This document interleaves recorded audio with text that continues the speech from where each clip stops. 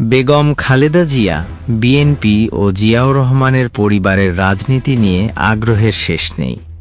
প্রয়াত আরাফাত রহমান কোকোর একমাত্র কন্যা জাফিয়া রহমানকে নিয়েও রয়েছে ব্যাপক কৌতূহল। রূপে, গুণে ও বুদ্ধিতে এগিয়ে থেকেও কেন তিনি সবসময় আড়ালে থাকেন? রাজনীতিতে কেন দেখা যায় না তাকে?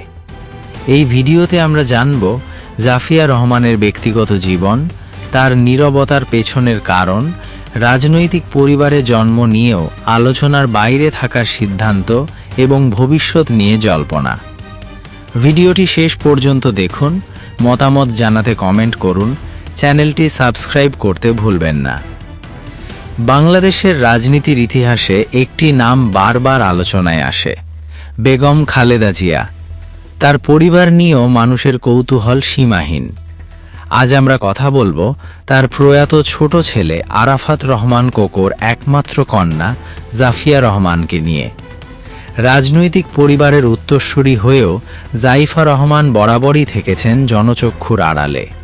রূপে, গুণে ও বুদ্ধিতে এগিয়ে থাকলেও তিনি কখনোই আলোচনার কেন্দ্রবিন্দুতে আসতে চাননি।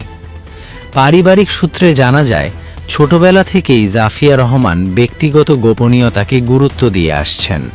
সামাজিক যোগাযোগ মাধ্যম বা গণমাধ্যমের আলো তার পছন্দের তালিকায় নেই।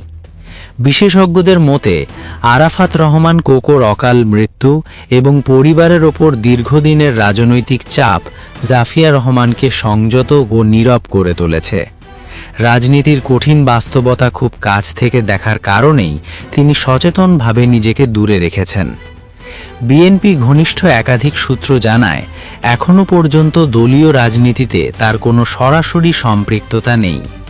পরিবারের নাম ব্যবহার করে পরিচিতি পাওয়ার চেষ্টাও তিনি করেননি। তবে আড়ালে থাকলেও জাফিয়া রহমানকে ঘিরে আগ্রহ কমেনি। সামাজিক মাধ্যমে মাঝে মধ্যে প্রশ্ন ওঠে, তিনি কি ভবিষ্যতে রাজনীতিতে আসবেন, নাকি নীরব জীবনই তার চূড়ান্ত সিদ্ধান্ত? সব মিলিয়ে বলা যায়, আলোচনার বাইরে থেকেও জাফিয়া রহমান আজ এক নীরব কৌতূহলের নাম।